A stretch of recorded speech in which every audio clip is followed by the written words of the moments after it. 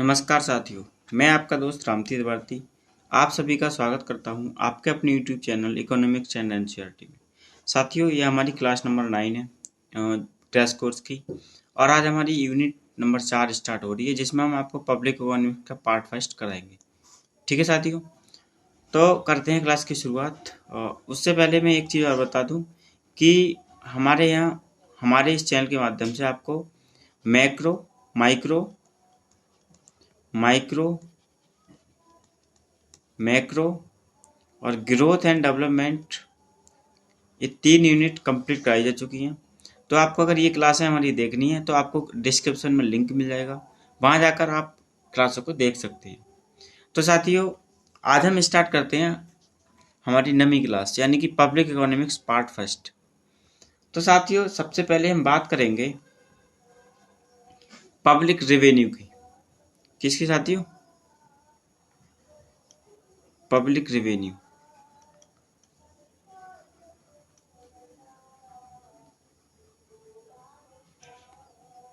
Public revenue का अर्थ होता है लोक राजस्व। लोक राजस्व, ठीक है। अब ये ना दो प्रकार का होता है।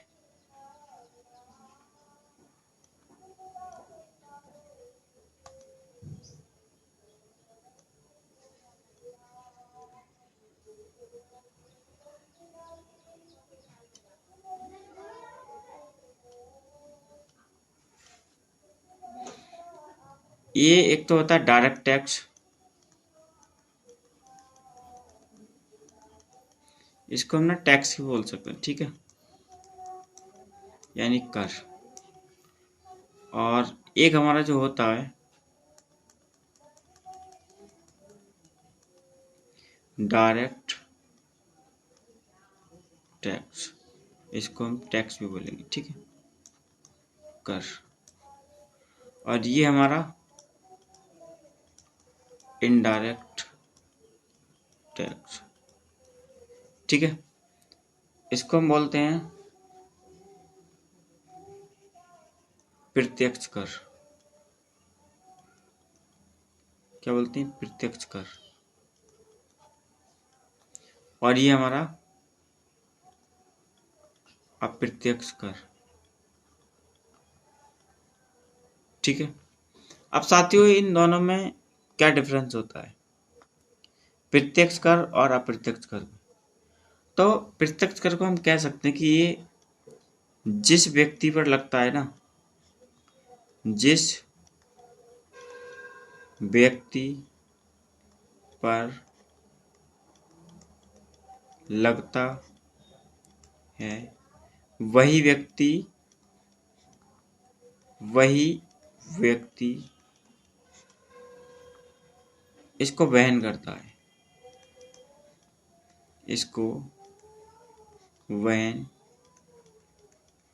करता, ठीक है साथियों।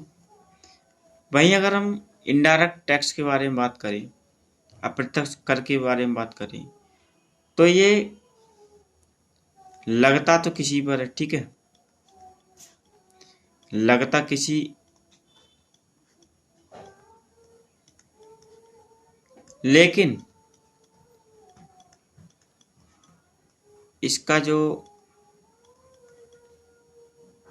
भुगतान है या वहन है, इसका भुगतान कोई अन्य करता है, कोई अन्य करता है, ठीक है। तो ये इन दोनों में ना मेजर डिफरेंस है, ठीक है। अब हम एग्जाम्पल की अगर बात करें तो इसमें हमारा आयकर यानी कि इनकम टैक्स, और वाणिज्य कर कॉर्पोरेट टैक्स, वाणिज्य कर, कैपिटल गेन टैक्स, यानी जो पूंजी बढ़ रही है ना उस पर जो टैक्स लगता है उसे कैपिटल गेन टैक्स बोलते हैं, कैपिटल गेन टैक्स, ठीक है। और इस तरह की हमारे कर जो होते हैं ना, ये प्रत्यक्ष कर में आते हैं। ठीक है, बात कर लेते हैं हम अप्रत्यक्ष कर के एग्जाम्पल के बारे में। तो साथियों जो अप्रत्यक्ष कर होते हैं वो बिक्री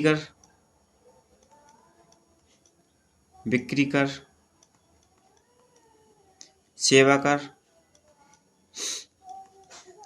कर, कस्टम ड्यूटी,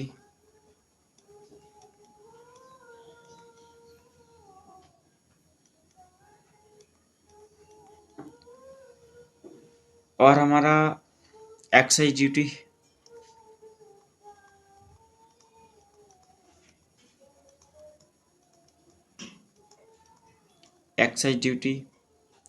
और बैट, वैल्यू एडेड टैक्स। ठीक है, अब साथियों यहाँ जो प्रत्यक्ष कर है ना, जैसे कि मान लो कोई व्यक्ति एक महीने में 10,000 रुपये कमा रहा है। ठीक है, अब जब इस पर टैक्स लगेगा तो क्या ये व्यक्ति अपना टैक्स किसी दूसरे पर डाल सकता है? नहीं डालेगा। तो यही क्या है हमारा, यही हमारा इनकम टैक्स है, और इसी को हम क्या बोलेंगे, अप्रत्यक्ष, सॉरी प्रत्यक्ष कर, डायरेक्ट टैक्स। वहीं अगर हम बात करें अप्रत्यक्ष कर के केस में, तो जैसे बिक्री कर रहे हैं, मान लो कोई कंपनी क्या बना रही है, बिस्किट बना रही है। ठीक है, अब क्या हुआ, सरकार ने बिस्किट कंपनी पर टैक्स लगाया। ठीक है, बिस्किट कंपनी पर टैक्स लगाया, तो ये जो ओनर होता है ना, मालिक जो होता है फर्म का, वो क्या करेगा, वो जब जैसे मान लो कोई डीलर है बिस्किट का, मान लो जैसे कोई अपनी बरेली में डीलर है, तो वो क्या करेगा, इस टैक्स को, यानी जो ओनर है ना कंपनी का, वो इससे ले लेगा, इसका जो बर्डन है टैक्स का, इस पर डाल देगा डीलर पर। अब ये क्या करेगा, ये आगे किसको बेचेगा, दुकानदार को। अपना जो माल आएगा कंपनी से वो किसको बेचेगा, दुकानदार को। तो ये सारा टैक्स किस पर डाल देगा, दुकानदार पे। अब दुकानदार से कौन खरीदेगा, हम और आप लोग, हम और आप। ठीक है, जब हम और आप खरीदेंगे ना, तो ये दुकानदार भी टैक्स को कहाँ डाल देगा, हम और आप पर डाल देगा। तो इसी को क्या कहते हैं, अप्रत्यक्ष कर कहते हैं। मतलब लगता किसी व्यक्ति पर, लगा किस पर था, बिस्किट की कंपनी का जो ऑनर था उस पर लगा था, लेकिन इसको इसका वहन किसने किया, हमने और आपने। ठीक है, जो खाने पीने की वस्तु होती हैं, या फिर हम कहीं जा रहे हैं, टिकट पर कर लग रहा है, या बैंक के ट्रांजैक्शन पर कर लग रहा है, तो ये क्या है, सब ये अप्रत्यक्ष कर की श्रेणी में आते हैं। ठीक है, तो आप इसको बहुत अच्छे से समझ गए होंगे। तो आगे हम अब बात करेंगे, कुछ सिद्धांत हैं टैक्स के, उसके बारे में हम बात करेंगे। लेकिन उससे पहले मैं आपको एक चीज और बता दूं, चलो पहले ऐसे ही कर लेते हैं। Canon of taxation, canon of taxation, यानी करारोपण के सिद्धांत, करारोपण के सिद्धांत। साथियों बहुत ही इम्पोर्टेंट है, और यहाँ से क्वेश्चन किसी न किसी रूप में हर बार पूछ लिया जाता है। और साथियों मैं यहाँ केवल आपको जो करा रहा हूँ ना, क्रैश कोर्स के मद्देनजर करा रहा हूँ, तो यहाँ पर मैं आपको ज़्यादा कुछ डिटेल में नहीं बता रहा हूँ। तो आप इन्हें ना बहुत मैंडेटरी याद रखें, एग्जाम के लिए बहुत ही इम्पोर्टेंट है ये। ठीक है साथियों, कैनन ऑफ टैक्सेशन जो है ये हमें दिया था एडम स्मिथ ने। ठीक है, एडम स्मिथ ने। ठीक है, इन्होंने जो करारोपण के सिद्धांत है ना, वो 4 बताए थे। नंबर 1 बताया था समानता का सिद्धांत, समानता का सिद्धांत, इसको हम कहते हैं canon of equality, canon of equality. ठीक है, और नंबर 2 हमारा होता है निश्चितता का सिद्धांत, निश्चितता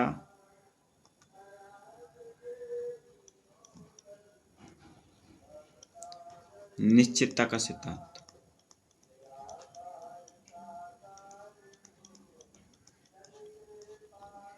यानी कि canon of certainty, canon of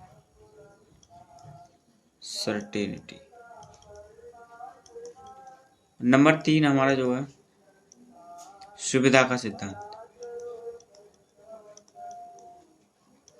सुविधा का सिद्धांत।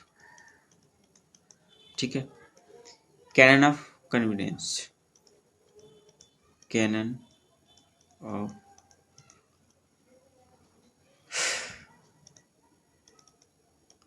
कन्वीनियंस। ठीक है। नंबर 4 हमारा जो दिया है वो मितव्ययता का सिद्धांत,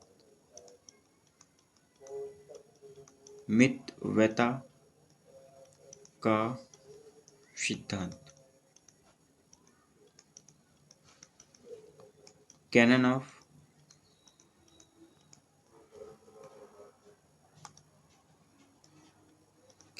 इकोनॉमी।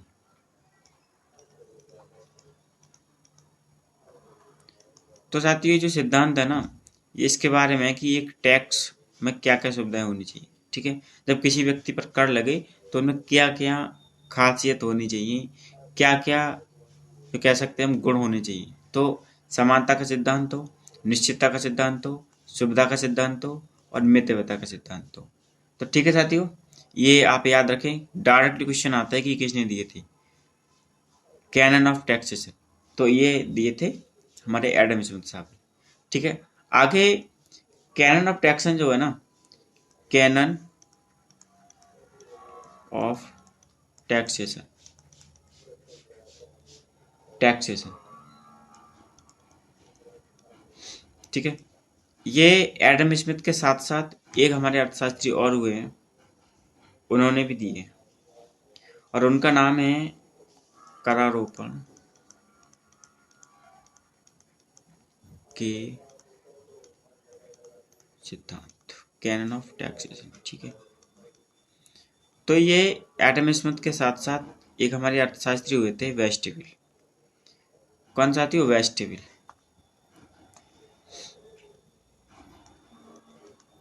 वेस्टविल इन्होंने भी जो है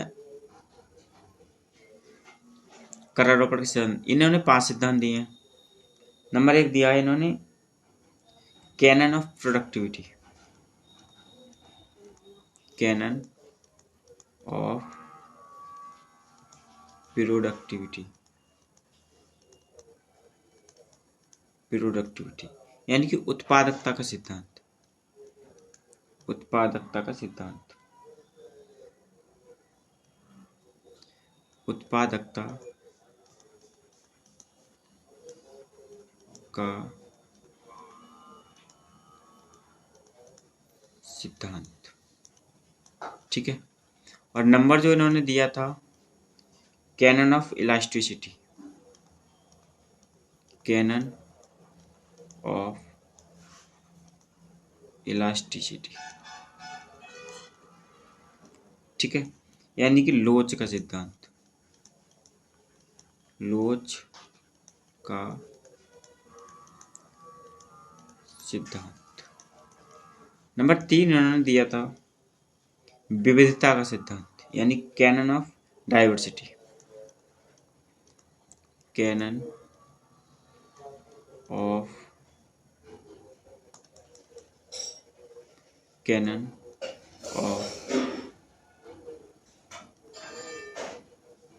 डाइवर्सिटी। ठीक है। विविधता का सिद्धांत, विविधता का सिद्धांत। नंबर 4 पर इन्होंने दिया है canon of simplicity, canon of simplicity. ठीक है। यानी कि सरलता का सिद्धांत, सरलता का सिद्धांत। ठीक है। नंबर 5 पर इन्होंने दिया है कैनन ऑफ एक्सपीडियंसी, एक्सपी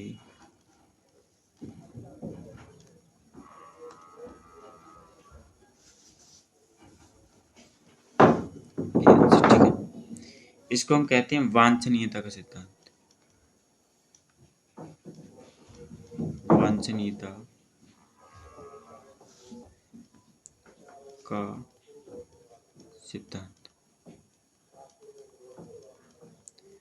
तो साथियों जो वेस्टिबल ने दिए हैं वो जो है हमारे 5 प्रकार के कैनन ऑफ टैक्सेशन दिए हैं, और जो एडम स्मिथ ने दिए हैं वो 4 प्रकार के कैनन ऑफ टैक्सेशन दिए हैं। तो साथियों आगे हम बात करेंगे type of tax.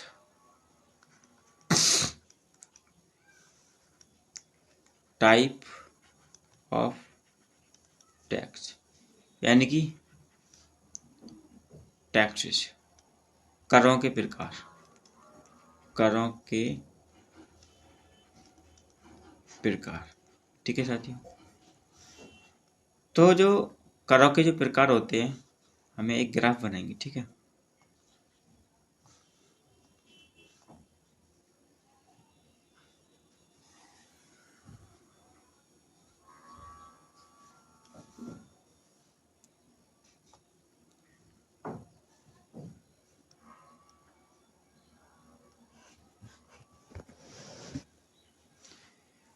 Number 1 progressive tax,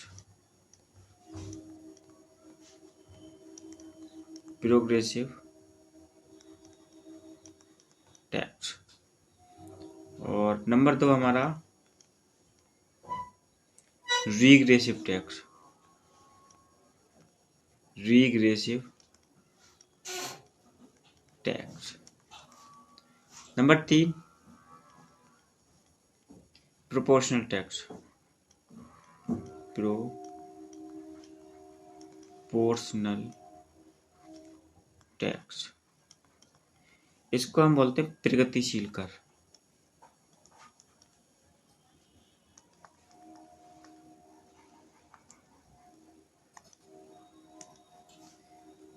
प्रगतिशील कर, प्रगतिशील प्रगतिशील कर। और ये हमारा होता है अवरोही कर, अवरोही, इसको बोलते हैं प्रतिगामी, प्रतिगामी कर। ठीक है। और इसको हम अप्रगतिशील ही बोलते हैं, अप्रगतिशील कर। ठीक है। और ये हमारा होता है आनुपातिक कर, आनुपातिक कर। तो ठीक है, ये हमारे 3 प्रकार के कर हो गए। अब इनके बारे में हम पढ़ते हैं कि प्रगतिशील में अगर आय बढ़ती है, आय हमारी इंक्रीज हो रही है, तो हमारा टैक्स भी बढ़ेगा, जो कर है ये भी बढ़ेगा। ठीक है। इसमें अगर आय बढ़ रही है तो कर क्या होगा, घटेगा। ठीक है। और इसमें अगर हमारी आय बढ़ रही है, आय बढ़ रही है, तो जो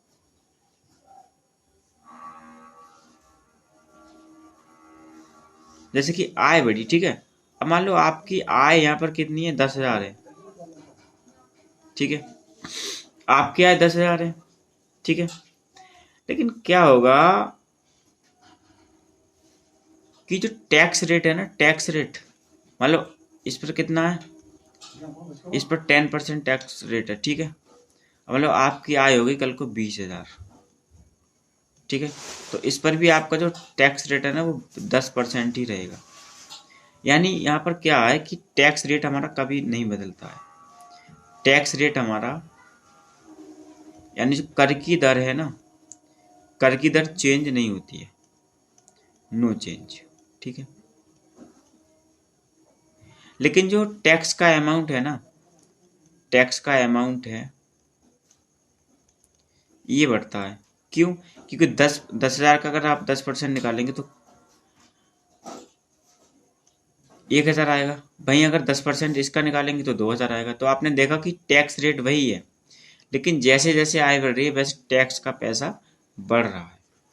तो साथियों, आगे अब हम बात करते हैं types of goods, types of goods, ठीक है, वस्तुओं के प्रकार, वस्तुओं के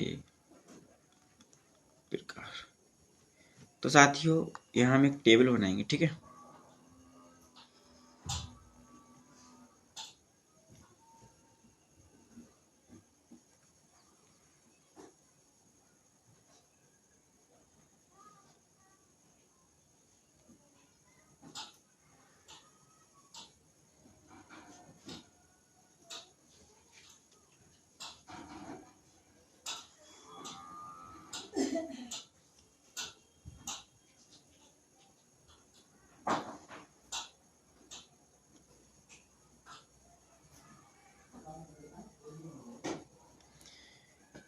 ये हमारी टेबल बन गई और ये हमारी एक्सक्लूडेबल, ठीक है, एक्सक्लूडेबल यानी कि बहिष्कृत।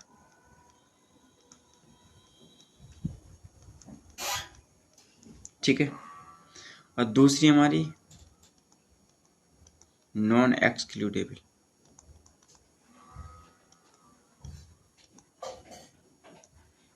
गैर बहिष्कृत।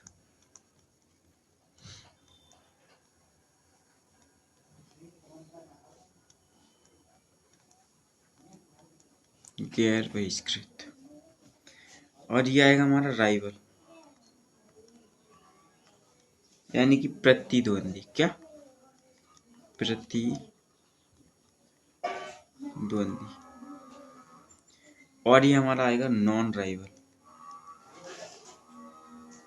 नॉन राइवल यानी गैर प्रतिद्वंदी, गैर प्रतिद्वंदी। ठीक है। अब इसमें क्या होता है, इसमें हमारी आती है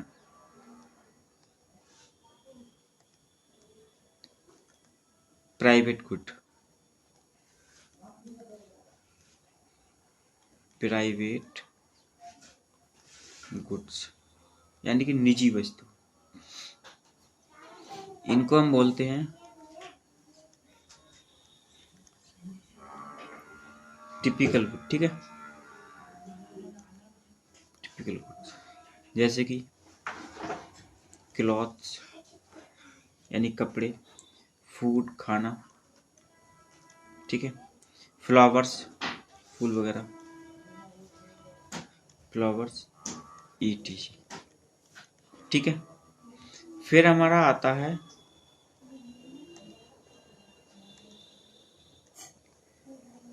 पब्लिक गुड, पब्लिक गुड्स। ठीक है, पब्लिक वस्तु यानी लोक वस्तु। ये इसको बोलते हैं कॉमन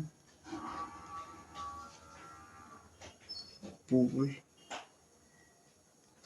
रिसोर्सेज। ठीक है। इसमें हमारा एग्जाम्पल जो है माइंस यानी जो खाना होती है, फिशर्स जो मछली पकड़ने वाले लोग होते हैं, फिशर्स, फॉरेस्ट यानी कि जंगल, फॉरेस्ट, ठीक है, ईटीसी। ठीक है, यानी कि ये ना नेचुरल सोर्स होते हैं, नेचुरल सोर्स होते हैं। ठीक है, नेचुरल सोर्सेज होते हैं। फिर आता है हमारा क्लब गुड, क्या साथियों? Club goods. ये होती हैं artificially scar good. Artificially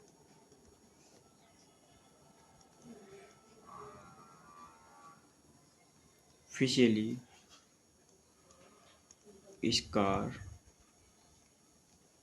goods, जैसे कि केबल टीवी,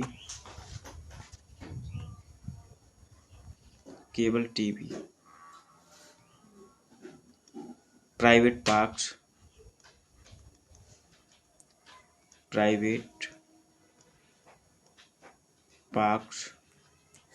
सिनेमाज, etc। और हमारा चौथा जो प्रकार होता है, ये हमारी होती है पब्लिक गुड्स।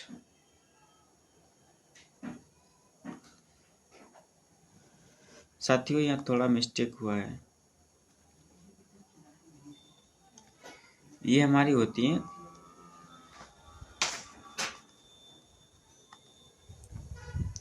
Common goods.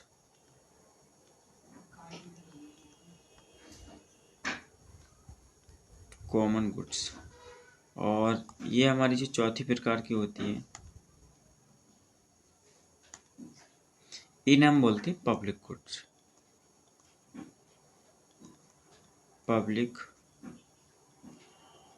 ठीक है, इसमें आती है हमारी, इसे हम कलेक्टिव गुड्स भी बोलते हैं। ठीक है, कलेक्टिव गुड्स भी बोलते हैं। इसमें एयर यानी कि हवा, न्यूज जो समाचार होते हैं, सनशाइन सूर्य, etc। अब साथियों इसमें बहिष्कृत, गैर बहिष्कृत, प्रतिद्वंदी, गैर प्रतिद्वंदी। जैसे कि प्राइवेट गुड्स होती है क्लॉथ, फूड, फ्लावर, ये ना उसी व्यक्ति को मिलेंगी। ये बहिष्कृत और प्रतिद्वंदी होती है, ये उसी व्यक्ति को मिलेंगी जो इनके लिए पैसा खर्च करेगा। भाई गैर बहिष्कृत का मतलब है कि ये प्रतिद्वंदी तो होती हैं, लेकिन कैसी होती है? गैर बहिष्कृत होती है। मतलब इसको जो है ना रोका नहीं जा सकता किसी के भी यूज से, लेकिन अगर तुम ज़्यादा यूज करोगे तो वो रिसोर्सेज खत्म हो सकते हैं। जैसे खाने, कोयले की खान हो गई, अगर कोयले की खान से हम किसी को रोक तो नहीं सकते हैं, लेकिन ये प्रतिद्वंदी होती है। अगर ज़्यादा यूज करोगे तो क्या होगा? खत्म हो जाएंगी। अब जैसे फिशर है, मान लो कोई तालाब है, वहाँ पे अगर कोई एक मछुआरा डेली 10 किलो मछली पकड़ रहा है, तो क्या होगा कि वो तो एक एवरेज बना रहेगा। अगर उतनी पकड़ेगा तो उतनी वहाँ मान लो पैदा हो जाएगी।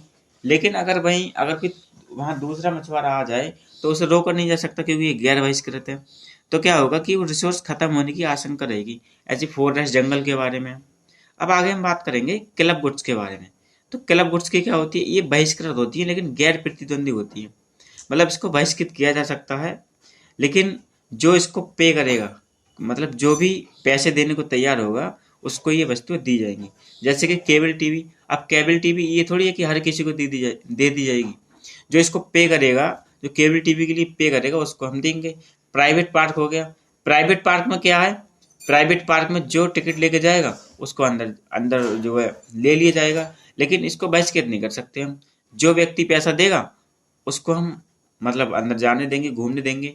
ऐसे ही हमारा सिनेमा हो गया, यानी जो मूवी हॉल होते हैं वो हो गया। इसमें क्या होगा? ये गैर प्रतिद्वंदी है, मतलब कोई भी व्यक्ति इनमें जा सकता है, लेकिन क्या करना पड़ेगा? उसे टिकट लेना पड़ेगा। अब पब्लिक गुड्स का होता है, ये गैर बहिष्कृत और गैर प्रतिद्वंदी होती है।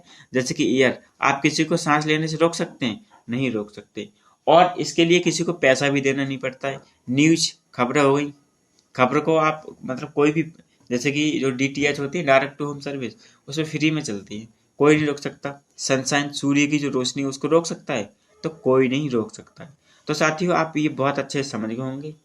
बाकी हम आज की क्लास को यहीं संपन्न करते हैं, और इसका हम पार्ट 2 लेकर आएंगे कल, और इसमें जो भी टॉपिक इम्पोर्टेंट है वो मैं आपको कल बताऊंगा। तो साथियों आज की क्लास हमारी कैसी लगी हमें कमेंट्स के माध्यम से ज़रूर बताएं, और हमारे चैनल को सब्सक्राइब करें और शेयर करें।